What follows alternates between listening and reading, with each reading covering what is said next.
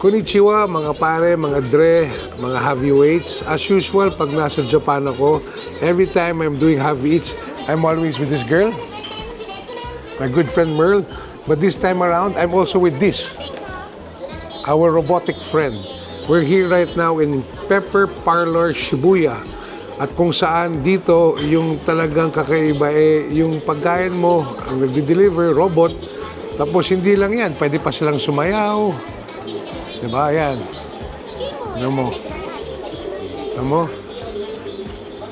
So, kunyari, mag-isa ka lang, tapos wala kang kausap, nalulungkot ka, pwede kang pumunta dito, pwede kang umorder, pwede kang makipag-usap actually sa robot. Kanina ko pa siya kinakausap tungkol sa kung anong bagay, kung anong paborito kong kanta. But this is not a robotic show. This is an eating show. So, we already ordered their food. Iba yung order nila, pati yung order high-tech. Isa-scan mo lang sa menu, yung order ka sa cellphone mo, tapos darating yung pagkain, dadal ng robot. Hintayin natin kung kamusta yung lasa ng luto at guaranteed naman ako ang magluluto nito hindi robot.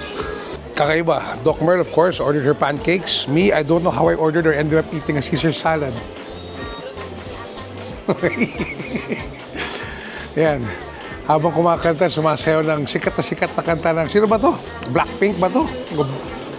So, you're being entertained, but this is not a robotic show, this is not a future tech show, this is an eating show. So, bukan natin yung kanilang pagkain.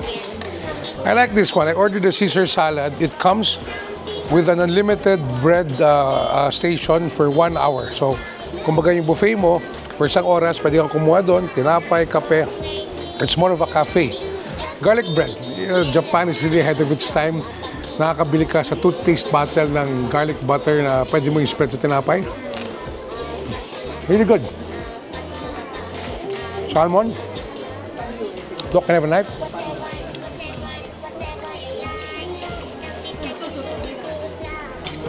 Nice. Nice yolk. With salmon.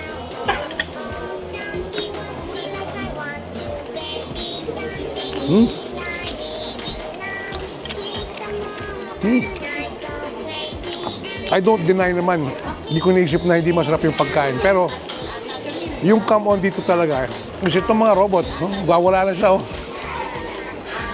Ito talaga yung bakit pinupunta ng mga Hapon itong restaurant na to. Kitang-kita nyo puno-puno at mamaya may concept pa yung mga robot.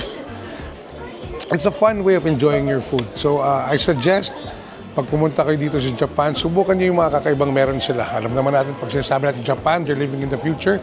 And this is one example. Mula po dito sa Pepper Parlor in Shibuya, Tokyo, ako po si Javi. Javi eating.